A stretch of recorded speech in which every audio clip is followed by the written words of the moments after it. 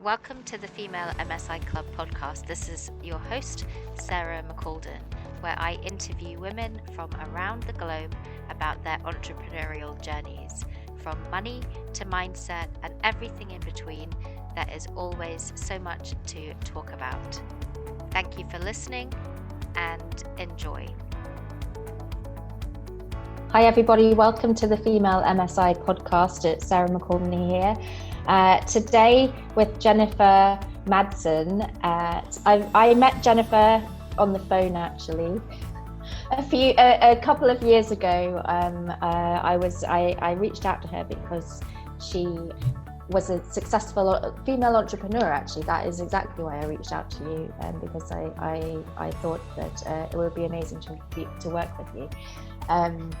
So I've got Jenifer here. Welcome, Jenifer. How are you today? Thank you. I'm so excited to be here, Sarah. Thanks for having me. Awesome. So I'd love it for you to share with our audience today. Share your journey into entrepreneurship. When did that start? Did you have a job at some point? And how did you leap, if you did, into this world? Well, it has been a little bit of a crazy journey. What happened is that I actually was trying to pursue a professional dance career when I was in my late teens, early 20s. Now, you and I know that I had a problem with my lifestyle back then.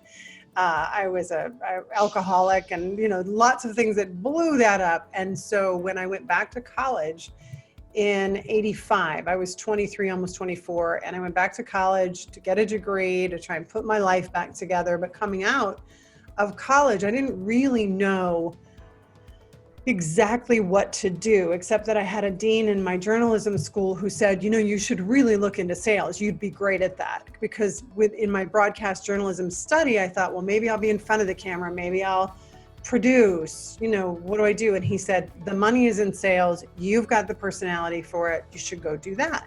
So I went into sales for radio, but the problem was that I had no training whatsoever. So I was horrible at it and I hated it.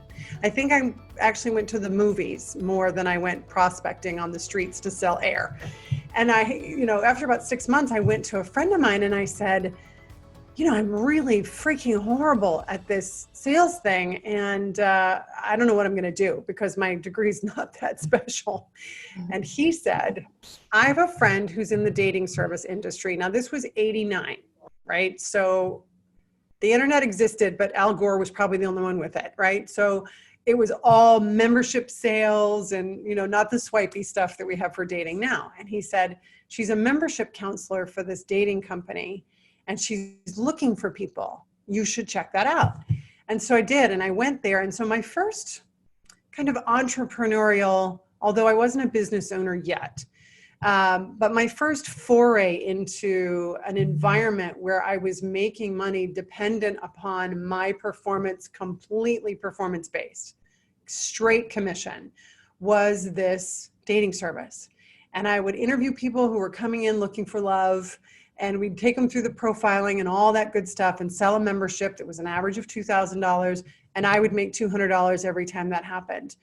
I didn't know any better, Sarah, actually. All I knew was I get to do something super fun and help people with something super important. And I'll make how much money? So I did that. And I made probably $75,000 my first year. Amazing. Just following that system. Now, 2 years later, let me think, 3 years later, I had moved to Denver with that company. I was single at the time. I got married a year later, and they came to me and said, how would you like to own a franchise for the company? And that was my first establish a corporation, establish a business. I was very successful. It also blew up. We'll talk about that later, I'm sure. But that was my first leap, was becoming a franchise owner for a dating service company in 92. I was 31. So, and what happened with that? Tell us about the franchise. Well, the franchise was pretty amazing. I mean, I was one of the first franchisees, and it was $25,000 to get in. which I didn't have, by the way. I knew how to make money at that point, but I did not know how to keep it. And that was my story, and I was sticking with it. And you and I know from our conversations around how women get locked into a particular financial identity. Well, mine was, I don't know how money works, which worked against me hard a few years later. But I got in and I knew how to do this sales piece. And when they offered me the franchise, they also came to me with a prospective partner.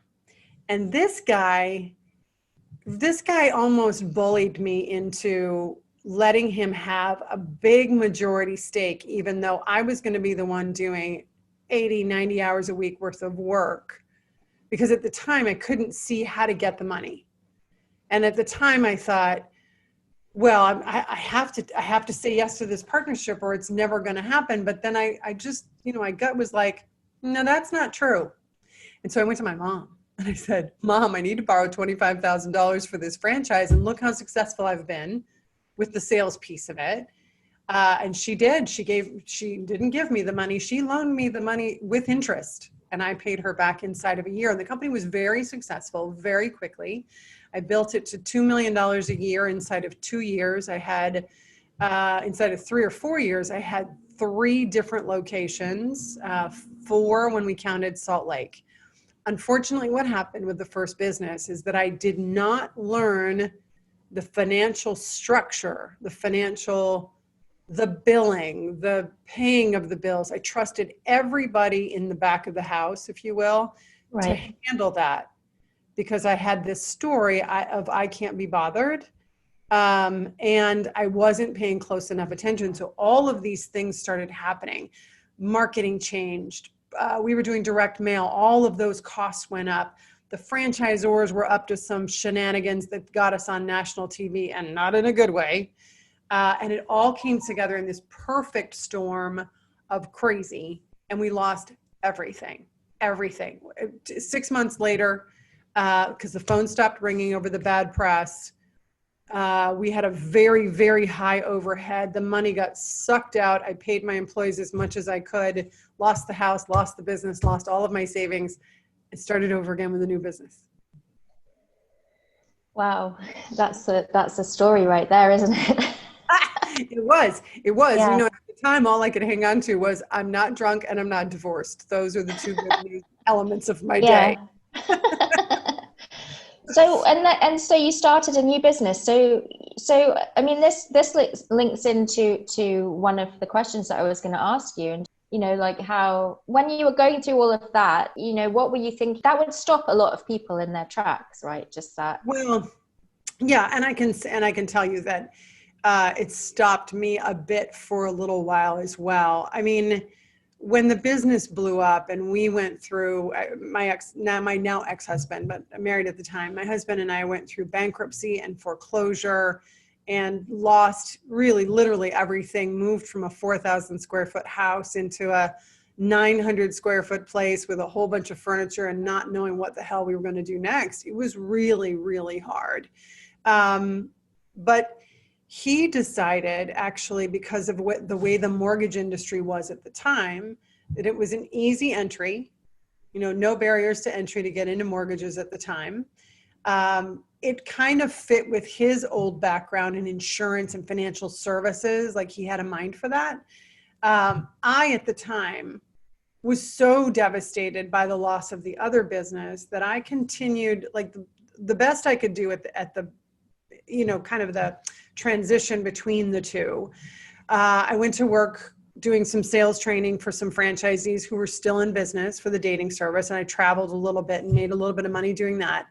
And I also went and taught ballroom dance classes at Arthur Murray, because I've danced all my life. And I was like, they'll hire me and I need a little bit of a paycheck right now while I dust myself off, because I was devastated. So husband goes into financial services, goes into mortgages, and says, come work with me in the mortgage business. You'd be great. And I've learned how to pay attention when people say things like that, but I was still so raw from the experience that I said, I'll come work with you, but I got to be behind the scenes. I'm going to do mortgage processing for a while until I can get my confidence back, which is what I did. And then I realized that my story, like my financial story, started changing when I started really learning how money worked, and that I was never, ever going to go through what I went through before with the dating business. Never, ever. I was going to figure it out. I was going to learn how money works. I was going to bust through all of that old nonsense about I can't learn this. And so eventually I came out of my back office and said, hey, can I go meet with the people? I need to be with the people because that's my nature. Yeah. And I started selling mortgages, right? Like helping people get refinances and new loans and all of that. And I was very good at it. And we built a really strong business around that and financial services for like the next 7 years. And you said there that you made the decision to find out how money works. And so can you tell us a little bit more about that? Yeah. Again, I had grown up with this whole idea around money that because money was a hard subject in our house, my dad was a teacher, high school teacher. Mom did some part-time stuff. I never knew how money worked. I never knew how much money we had. I just know it wasn't enough because of the tensions around it and the non-talking about it. So I thought money is hard. That's just what I grew up with. Money is hard.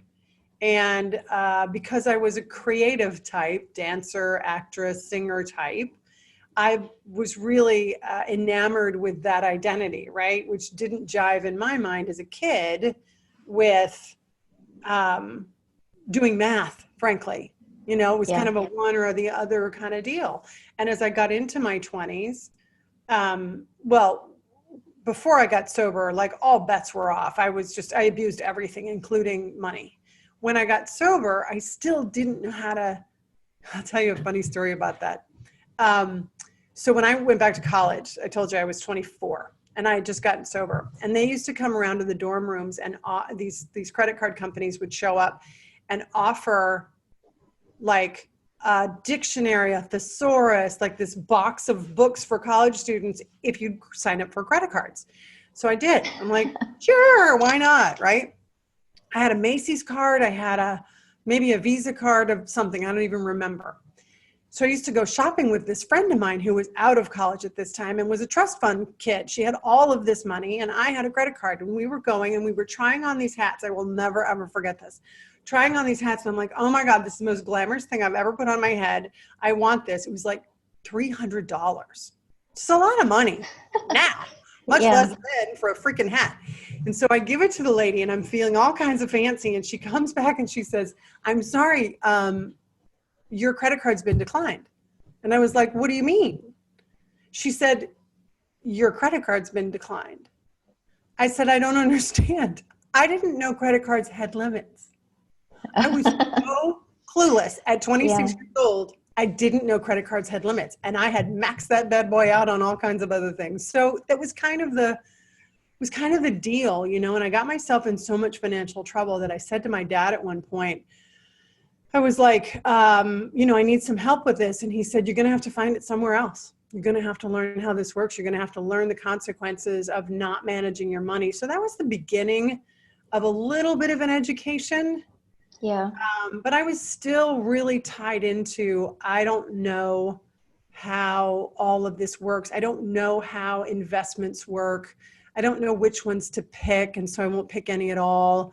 I don't have enough money to save, so I won't save any at all. I can't pay the whole bill, so I won't pay anything until I can pay the whole thing. Like all of these identities around all of it. But at the same time, I always knew how to make money. But no matter how much I made, from 75 when I first started with the dating service to $300-400 a year, I always spent more than I made. That was the big disconnect of not being a great steward of my money until I broke through that a little bit later in life. I've got a question about what your dad said to you.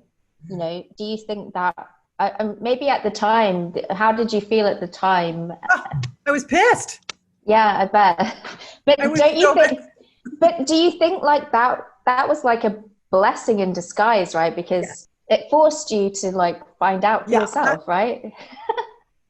Yeah. 100%. It forced me to, well, what it did, I was furious. I was like, how could my father let me, just swing out here all by myself without bailing me out? Because he used to bail me out. And he was like, I can't do this anymore. It's not helping you. The problem is I didn't go from that to, let me get smart about this. I just went from that to, let me find somebody new to bail me out. So, which I did. I would borrow from friends and never pay them back. I was just horrible. I was a horrible, horrible steward of my money. And I thought it was going to be like that forever. Actually, I'm just going to go on a tangent here, because what that story about your dad, it just reminded me of my own story when I was in active addiction, and I was living in London. My dad lived in Virginia, and I remember calling him and asking him if I could come over and stay at his house so that I could go through withdrawal over there, basically, and sort myself out. And he said no. He said, no, you have to sort yourself out there because you have to go back there. And wow. And I was pissed Right. when he said that to me. But in hindsight, that was a blessing, really, because I did sort myself out here in London. Well, certainly it had an impact on me, because I remember it to this day. And it did start me on something of a path of things. But, when I went into these other businesses, I still had this, I know how to make money, but I don't know how to keep it, grow it, or put it in service to other people. And it wasn't until I started my coaching business and started doing really intensive personal development work that I broke through that I realized that by not inviting more than enough into my life, by always living with this just enough, never enough, kind of enough mentality, that I was not being a great steward of my gifts. Forget about my money. I wasn't being a great steward of my gifts. And that by learning how to invite more than enough into my life so that I could learn how it works, how to make it grow, how to put it in service to others, how to be in the flow of things like that. When I finally learned that more than enough concept, game changer. Everything changed, and it has since then. Yeah, that's amazing. That's such a great story. I love it.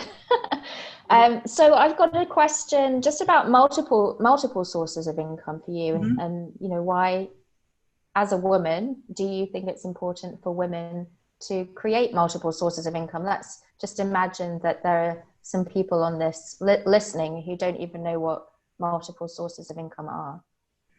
Well, what I find so exciting about the prospects of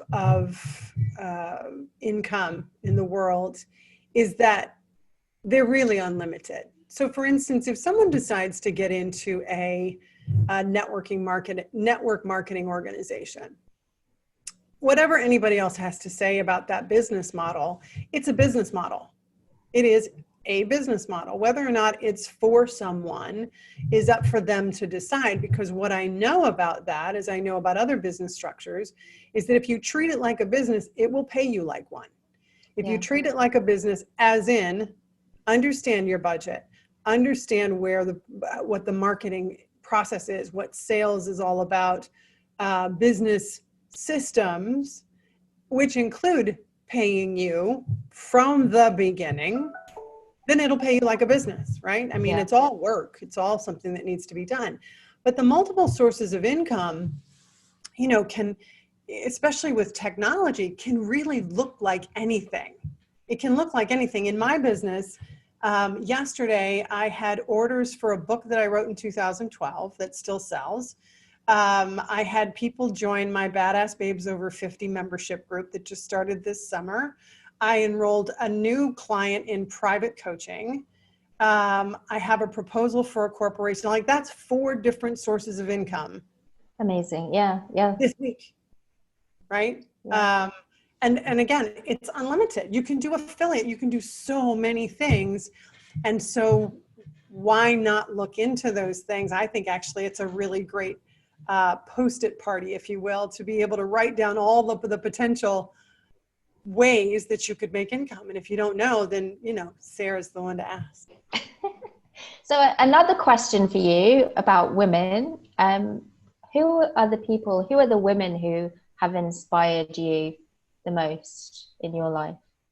My mom comes first to mind, especially when we talk about this financial conversation, because, she grew up in a family that had some money, but was not generous with those finances. And what I mean by that is that just because my grandfather was a prominent psychiatrist doesn't mean that he was generous with his wealth. So, he moved on into another family, and that happens. But my mom was the oldest of 6 kids that stayed in the original home with a mom who wasn't able to really show up.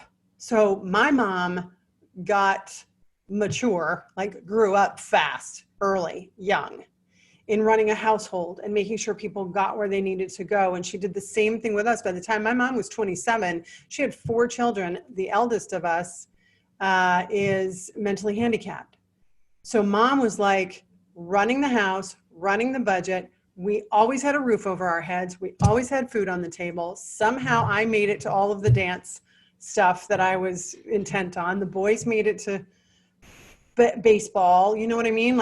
And moving on from there, in the divorce, she got the house, which was paid for. She sold it and bought another house, paid for. Has always had money in the bank. Has always been frugal, but not miserly. She's just got such a mind for it. You talk about pissed, not pissed, but when I first went to her to borrow the money for the franchise and she said, yes, but not without a contract and you're going to pay me back with interest. I was like, but I'm family. She goes, I don't care. It's money. She's so smart about that to this day. Yeah. Oh, that's great. I love that. She's incredible. What do you consider your own superpower?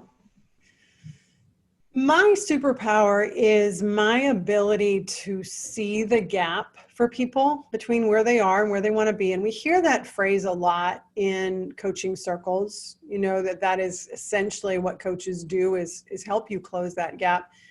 I have a true talent for that, in that I don't get more attached to or excited about your goals than you're willing to. And I think I developed a lot of that actually in recovery when I was sponsoring people who would say they wanted to get sober, say they wanted to get clean, but wouldn't do the work. And in the beginning, I would just be devastated. I'd be tortured by that. How could they not want this? Well, people want what they want when they want it, and they'll show up for it when it's important enough. And as I learned to be more, and part of it is my Buddhist practice that helps me be more detached in that process, plus a very keen insight that I believe I came to this earth with, to be able to see very clearly what's between this person and that vision. That's my genius, my superpower. I love that too. And can you tell us a little bit about your business? Yes. Well, I've founded 2 companies since I started coaching in 2003. The primary work has been through Mindful Leaders Academy, which works with executives and high-level leaders on becoming more measurably impactful leaders. I've been hired by global companies in accounting and sports and entertainment and all of these things to work with these executives on what some people like to call soft skills, but if they were that soft, everybody would be doing them. What I call people savvy and professional profile. So I've been doing that for a very long time. I've helped promote over 100 people at one of the world's top accounting firms and had some great success for people in a lot of different industries. This summer, I founded badassbabes.com. And that is a community for women. Right now, our membership community is for badass babes over 50. We'll be branching into the over 40, over 30 groups, and maybe 20 or higher as we go. But what I know is that the community at large has been exceptionally exciting. It's been just an extraordinary group of women who want to be, everyday women, you, me, women that want to live kick-ass lives, whatever that means for you. It came to me as a moment of truth in an entrepreneurial mastermind that I'm a part of. It came flying out of my mouth this summer that I needed to work with badass babes over 50 on living a kick-ass life. And I was like, okay, well, I guess that's what we're doing. And so we are. That's great. So can you share your links? Just like your www, where can people find you? Yes, we, for anyone who would like to do the personal development work in the Badass Babes community, you can find us at badassbabes.com. If you're over 50 and want to look into that membership, it's badassbabesover50.com. Awesome. Okay, great. And I would really like to just say thank you so much for being a guest on here. It's really great to hear your story and your personal development journey. Hey, it's just incredible. Yeah, thank you so much. Thank you so much for having me, and thanks so much for the brilliant work you're doing in the world to help women on this subject. Thanks, Jenifer. We really hope you enjoyed this episode of the Female MSI Club podcast. If you did, share it with your friends and your family. Don't forget to subscribe. Check out the website below, thefemalemsiclub.com, and we'll see you on the next podcast.